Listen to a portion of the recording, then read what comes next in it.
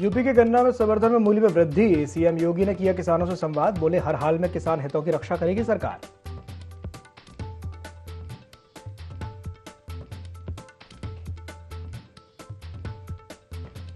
संभल में Asmoli bio organic sugar mill पर IT का छापा। टैक्स चोरी के आरोपों पर की गई कार्रवाई। दफ्तरों और रिकॉर्ड रूम में रखे दस्तावेजों को खंगाला।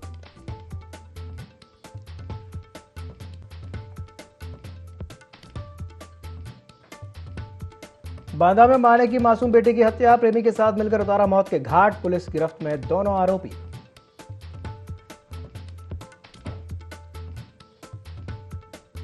प्रतापगढ़ में मत्स्य पालन विकास अभिकरण अधिकारी रिश्वत लेते गिरफ्तार। विजिलेंस टीम ने विकास कुमार दीपांकर को 15,000 रुपए की रिश्वत लेते रंगे हाथ पकड़ा।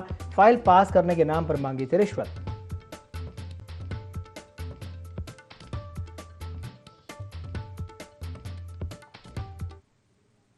नमस्कार, ND24 में आप सभी का स्वागत है। मैं हूं आपके साथ दिव्यांशु जोशी। तो मुख्यमंत्री योगी आदित्यनाथ ने लखनऊ में किसानों से सीधा संवाद किया। गन्ना मूल्य में ऐतिहासिक वृद्धि, किसानों को मेहनत का फल मिला है। किसान हितों की रक्षा सरकार करेगी, ऐसा सीएम योगी ने कहा है।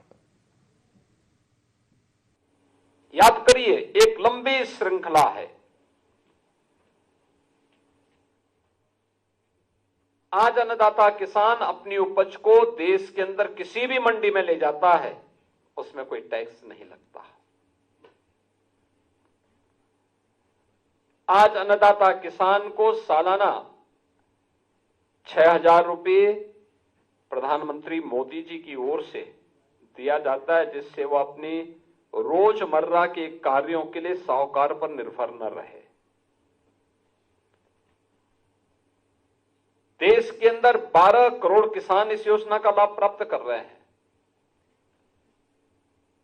प्रधानमंत्री मोदी जी की प्रेरणा से हम लोगों ने 2017 में सत्ता में आने के बाद अन्नदाता किसानों के हितों के लिए जो कार्य प्रारंभ किए, उसी श्रृंखला का हिस्सा कल प्रदेश के गन्ना किसानों की जो मांग थी, उसके अनुरूप ही कल का फैसला लिया गया। बहनों और भाइयों, 2017 में हम सरकार में आए थे। पहले दिन हम लोगों ने घोषणा की थी कि प्रदेश के लघु और सीमांत किसानों के 1 लाख रुपए तक के कर्ज माफ करेंगे और 86 लाख किसानों के कर्ज माफी के कार्यक्रम को सफलतापूर्वक हम लोगों ने लागू किया। प्रदेश के अंदर पिछले 8 वर्ष में 23 लाख हेक्टेयर भूमि को अतिरिक्त सिंचाई की सुविधा हमने प्रदान की। 10 को पूर्व अनुमान करिए, अर्जुन सहायक परियोजना, बाण सागर परियोजना, सरयू नहर राष्ट्रीय परियोजना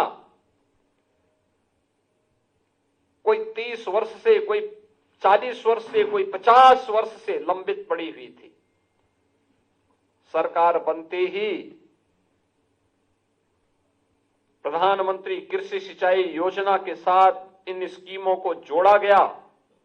केंद्र और राज्य सरकार ने पैसा लगाया, योजनाओं को पूरा किया गया। अन्नदाता किसान को पानी की सुविधा उपलब्ध हुई। निजी नलकूप के किसानों के बिल को माफ करने की कार्रवाई। 16 लाख ऐसे निजी नलकूप थे, हमने वह भी माफ करने का कार्य किया। सरकार अपने कोषागार से वो पैसा उपलब्ध करवाता है।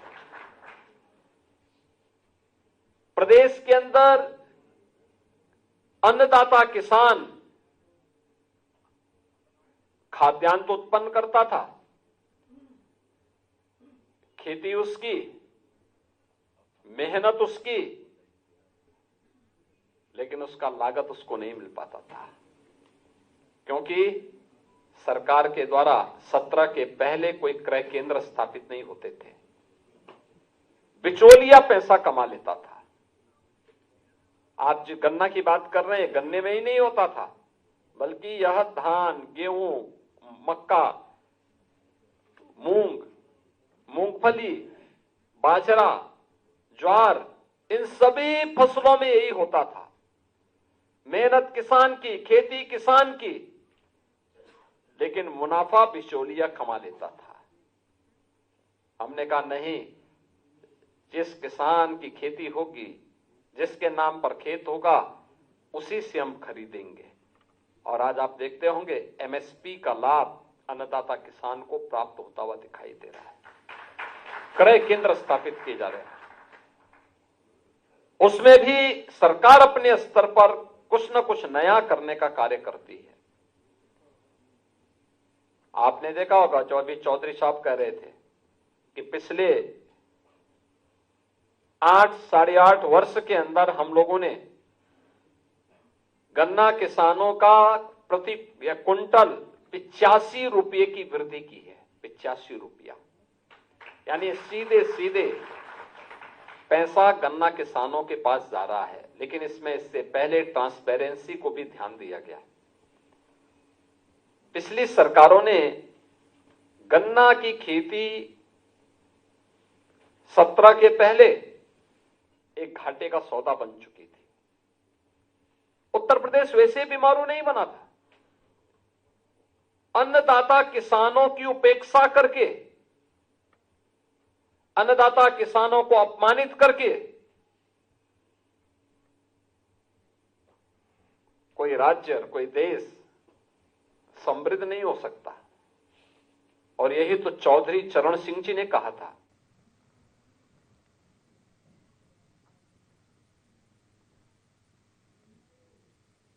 एक्ट्रेस से साध्वी बनी ममता कुलकर्णी एक बार फिर से सुर्खियों में है। गोरखपुर में अंडरवर्ल्ड डॉन दाऊद इब्राहिम को लेकर उन्होंने कहा कि उसने कोई बम ब्लास्ट नहीं किया, वो आतंकी नहीं है। उन्होंने ये भी साफ किया कि वो दाऊद से कभी नहीं मिली।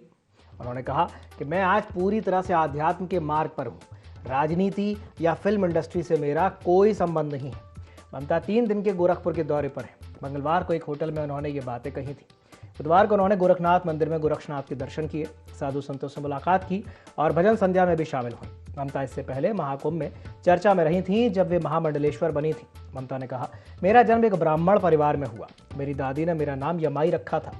मैंने 100 से ज्यादा फिल्मों का स्टारडम देखा, प्रसिद्धि भी पाई, लेकिन गुरु के चरणों में ही आत्मसंतोष मिला। मैंने 12 साल तक एक ही स्थान पर रहकर ब्रह्मचर्य का पालन किया, कठोर तपस्या की। 2016 से 2025 तक निरंतर साधना के बाद मुझे ये सिद्धि प्राप्त हुई। सनातन धर्म में छठ पूजा का बहुत महत्व है। द्वापर और त्रेता युग में भगवान श्री राम और श्री कृष्ण के काल से ही इस व्रत का प्रचलन है, जो आज पूरे देश में विशाल रूप ले चुका है। ममता 23 जनवरी को अचानक प्रयागराज महाकुंभ पहुंची थी। दोपहर में वे किन्नर अखाड़े की आचार्य महामंडलेश्वर लक्ष्मी नारायण त्रिपाठी से मिली थी। दोनों के बीच लंबी बातचीत हुई। फिर दोनों अखाड़ा परिषद के राष्ट्रीय अध्यक्ष रविंद्र पुरी से मिली और ममता को महामंडलेश्वर बना दिया गया। उनका नाम यमाई ममता नंदगिरी रखा गया। पंडित धीरेन्द्र कृष्ण शास्त्री, योग गुरु बाबा रामदेव समेत कई संतों ने इसका विरोध भी किया था। बाबा रामदेव ने कहा था कि कोई एक दिन में संतत्व को प्राप्त नहीं कर सकता। इसके बाद 10 फरवरी को ममता ने किन्नर अखाड़े का महामंडलेश्वर पद छोड़ दिया था। हालांकि 2 दिन बाद यानी 12 फरवरी को उन्होंने इस्तीफा वापस ले लिया था।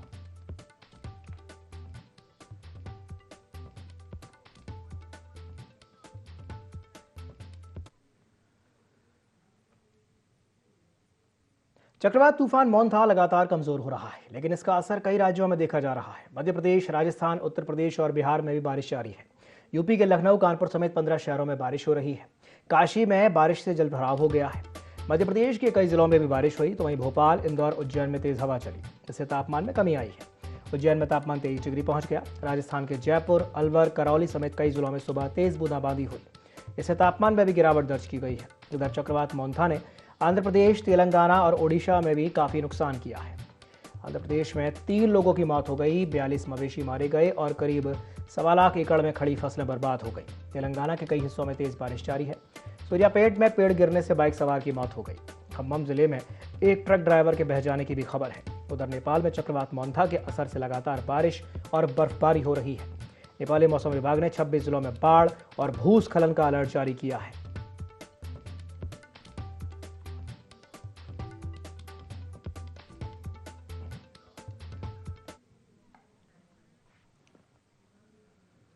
संभल के Asmoli bio Organics sugar mill पर आयकर विभाग ने छापा मारा। सुबह करीब 40 से 50 गाड़ियों के काफिले में पहुंचे करीब 100 अधिकारियों ने मिल परिसर को चारों ओर से घेर लिया।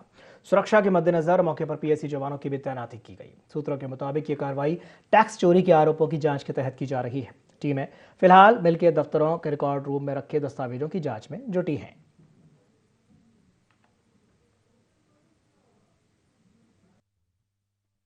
डिपार्टमेंट से कुछ लोग आए हैं। अच्छा, कुछ उन्हें जांच करनी है, उसमें जो है वो यहाँ आए हैं और उसकी जानकारियाँ ले रहे हैं। 30 लोगों की एक टीम है। सही नंबर संख्या नहीं पता है। कार्रवाई तो देखिए अभी शुरू हुई है, वो कब तक कार्रवाई करेंगे ये तो उन सब लोगों के ऊपर डिपेंड करे। उनको लग रहा है कि पता नहीं क्या होगा, हम अंदर चले जाएंगे। उसी के लिए मैं यहाँ आया कि कर्मचारियों को ये समझाने कि आप लोगों के लिए कोई दिक्कत की बात नहीं है, किसी के लिए भी कोई दिक्कत की बात नहीं है। एक रूटीन जाँच है और वो टीम अपना काम। यूपी के बांदा से एक दिल दहला देने वाला मामला सामने आया है, जहां एक मां ने अपने प्रेमी के साथ मिलकर 6 साल के बेटे की बेरहमी से पीट पीट कर हत्या कर दी।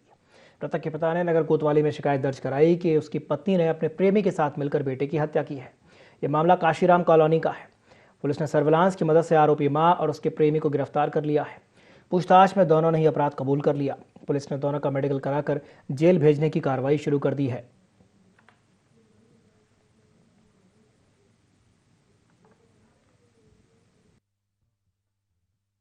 नगर थाने क्षेत्र से एक सूचना आई कि एक बच्चे को चोटें आई हैं और उपचार के दौरान उसकी मृत्यु हो गई है।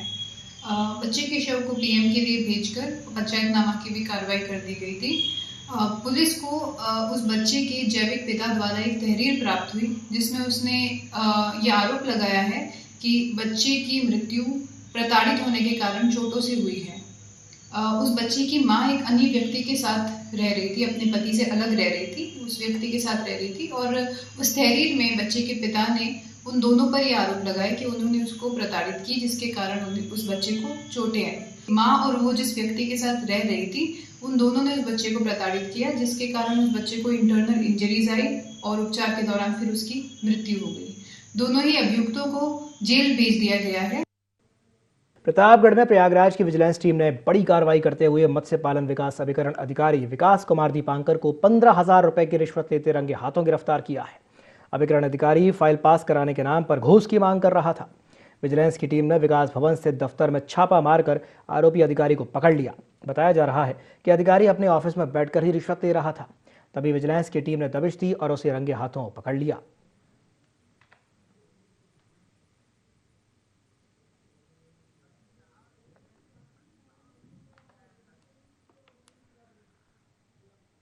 एटा के वन विभाग में एक बड़ा भ्रष्टाचार उजागर हुआ है। आरोप है कि हरे पेड़ों के अवैध कटान रोकने के बजाय वनकर्मी रिश्वत लेकर के कारोबार को बढ़ावा दे रहे हैं। यह मामला निधौली कला थाना क्षेत्र के ग्राम नगलाबंदी का है, जहां वन दरोगा पर 1 लाख रुपए के समझौते का गंभीर आरोप लगा है। ठेकेदार ने खुलासा किया कि उसने 3,000 रुपए वन दरोगा को और 1,000 रुपए कोतवाली निधौली कला के सिपाही आशीष को दिए थे। ठेकेदार का यह भी आरोप है कि वन विभाग की टीम अब 1 लाख रुपए और मांग रही है। हैरानी की बात तो यह है कि कल शाम 6 बजे अवैध लकड़ी पकड़ी गई थी, लेकिन आज दोपहर तक कोई ठोस कार्रवाई नहीं हुई। पूरे मामले में वन विभाग की कार्यप्रणाली पर गंभीर सवाल खड़े कर दिए हैं।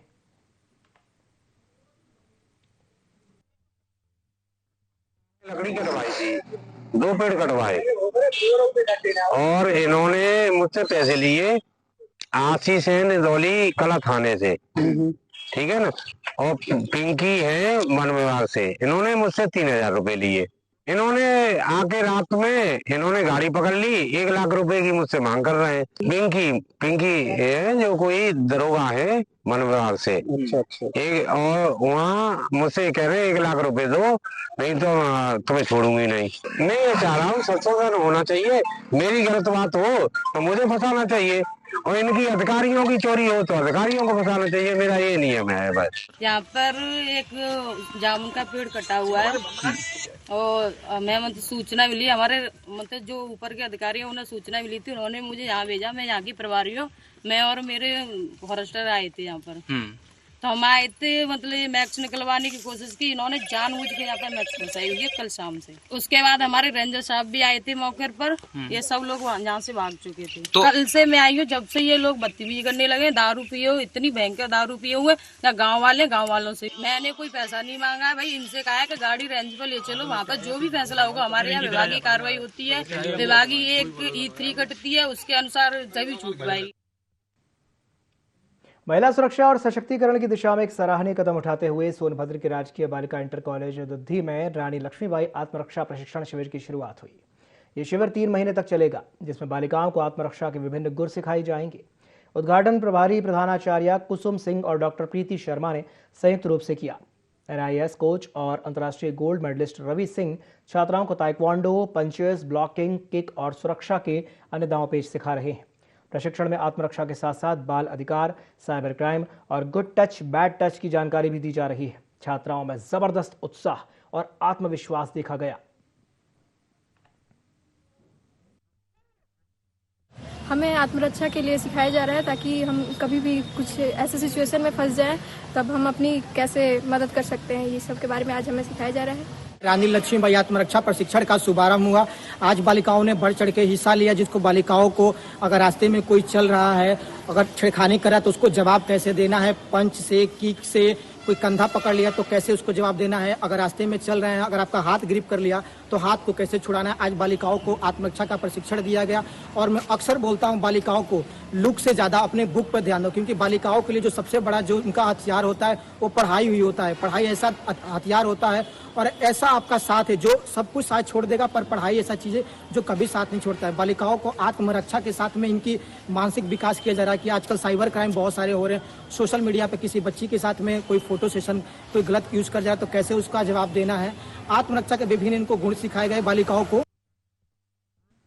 अमेठी के गौरीगंज बीजेपी कार्यालय में संकल्प अभियान के तहत महिला सम्मेलन का आयोजन किया गया। कार्यक्रम में महिला कल्याण निगम की अध्यक्ष कमलावती सिंह और राज्य महिला आयोग की सदस्य प्रतिभा कुशवाहा मौजूद रहीं। कार्यक्रम की अध्यक्षता महिला मोर्चा जिला अध्यक्ष आशा वाजपेयी ने की। कार्यक्रम में कमलावती सिंह ने कहा कि पीएम मोदी के विजन 2047 विकसित भारत के लक्ष्य को प्राप्त करने के लिए हर भारतीय नारी को आत्मनिर्भर बनने का संकल्प लेना होगा।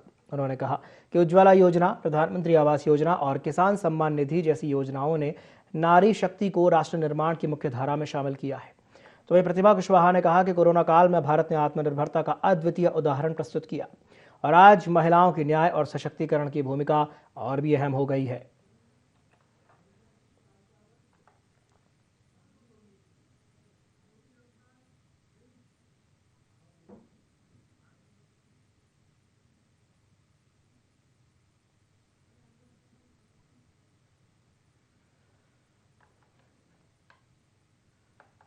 कानपुर में LLB छात्र अभिजीत सिंह पर 25 अक्टूबर को चापड़ से हुए हमले के चौथे आरोपी वकील प्रिंस राज श्रीवास्तव को बुधवार को रावतपुर पुलिस ने कोर्ट के बाहर गिरफ्तार किया।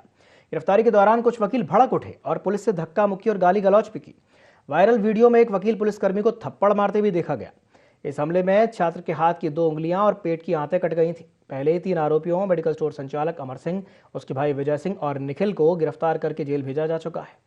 ADCP क्राइम अंजलि विश्वकर्मा ने कहा कि दोषियों के खिलाफ सख्त कार्रवाई की जाएगी।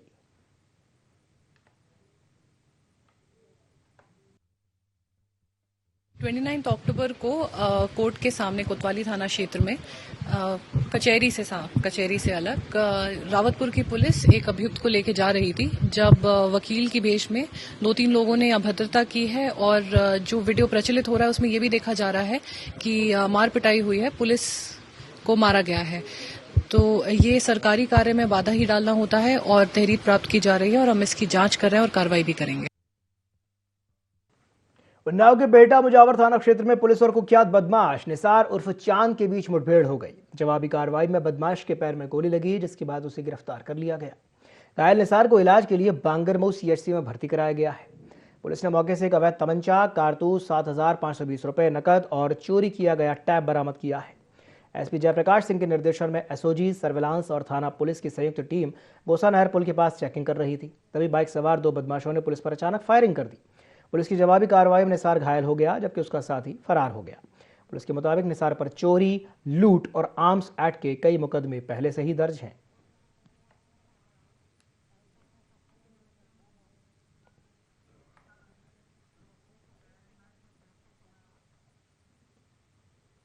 लखनऊ में एंटी करप्शन की टीम ने बड़ी कार्रवाई करते हुए महानगर थाना क्षेत्र की पेपर मिल कॉलोनी चौकी प्रभारी धनंजय सिंह को 2 लाख रुपए की रिश्वत लेते हुए रंगे हाथों गिरफ्तार किया। जानकारी के मुताबिक दरोगा धनंजय सिंह ने एक मामले को रफा दफा करने के लिए पीड़ित से रिश्वत मांगी थी। शिकायत मिलने पर एंटी करप्शन की टीम ने जाल बिछाया और जैसे ही दरोगा ने घूस की रकम ली, टीम ने उसे मौके पर ही पकड़ लिया। सूत्रों के मुताबिक आरोपी को हिरासत में लेकर आगे की पूछताछ की जा रही है।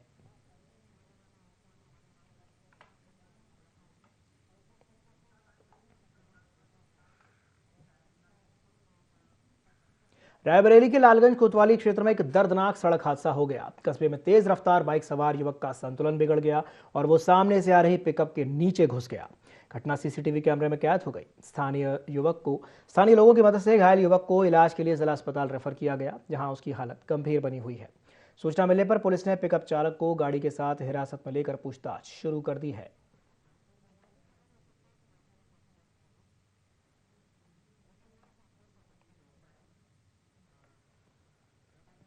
फिरोजाबाद के फरीहा थाना क्षेत्र में पुलिस और 4 छात्र विद्युत चोरों के बीच मुठभेड़ हो गई। इस मुठभेड़ में पिंटू उर्फ राहुल और सीताराम के पैर में गोली लगी है। दोनों घायल हो गए और पुलिस की निगरानी में उनका इलाज चल रहा है। फरीहा पुलिस ने दोनों अभियुक्तों के पास से अवैध असलहा 1 क्विंटल 70 किलो विद्युत तार बरामद किया है। अभियुक्तों के खिलाफ फिरोजाबाद, आगरा और एटा में लगभग 2 दर्जन मुकदमे दर्ज हैं।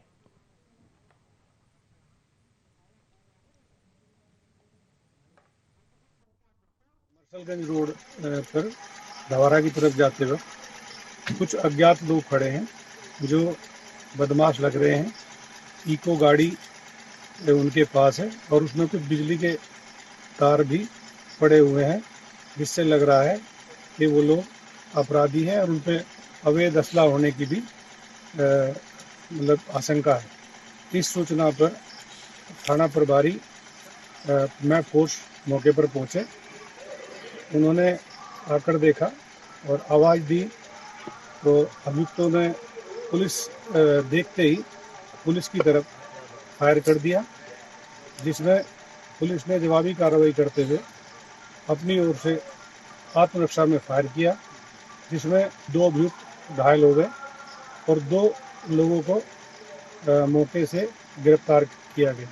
दोनों पे 1-1 तमंचा और 1-1 खोखा, 2 जिंदा कारतूस बरामद हुए हैं। गिरफ्तार अभियुक्तों का नाम राकेश और देवेंद्र। इनके पास से 4 बंडल बिजली के तार और 1 इको गाड़ी बरामद हुए हैं। दोनों अभियुक्तों को CSC भेज दिया गया। एटा के राजा का रामपुर थाना क्षेत्र के अंगदपुर कांड में एक बड़ा अपडेट सामने आया है। वायरल वीडियो में घटनास्थल पर दिखाई देने वाले सिपाही राहुल चौधरी को एटा SSP श्याम नारायण सिंह ने अनुशासनहीनता और कार्य में लापरवाही बरतने के आरोप में तत्काल निलंबित कर दिया। इससे पहले इस मामले में थाना प्रभारी, 2 दरोगा और 4 सिपाही निलंबित हो चुके हैं। SSP के सख्त तेवर ने पूरे पुलिस महकमे में हड़कंप मचा दिया।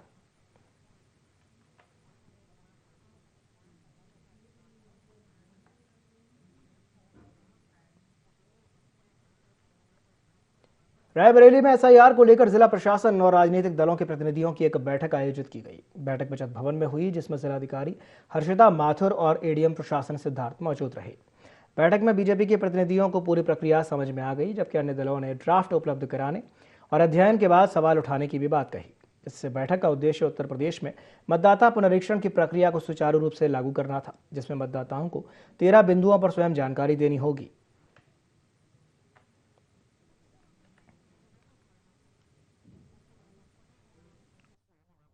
संबंधित जो निर्देश प्राप्त हुए हैं उनके क्रम में हमारे जनपद में समस्त तैयारियां कर ली गई थी और साथ ही साथ हमारे जितने भी सम्मानित राजनीतिक पार्टियों के जो प्रतिनिधिगण हैं उनके साथ भी विस्तृत रूप से बैठक कर ली गई है। SIR की जो समय सारिणी है जो 28 तारीख से प्रिंटिंग आदि की कार्रवाई से शुरू होती है, जिसमें विशेष जो तिथियाँ हैं उसमें हमारा आलेख्य प्रकाशन है, जो एन्यूमरेशन का कार्य हो रहा है वो है, साथ ही साथ जो हमारा रैशनलाइजेशन ऑफ बूथ्स है और उसके अलावा जो दावा आपत्ति उनके निराकरण का जो टाइम पीरियड है, इन सभी की जो विशेष तिथियां हैं वो सभी लोगों को बता दी गई हैं।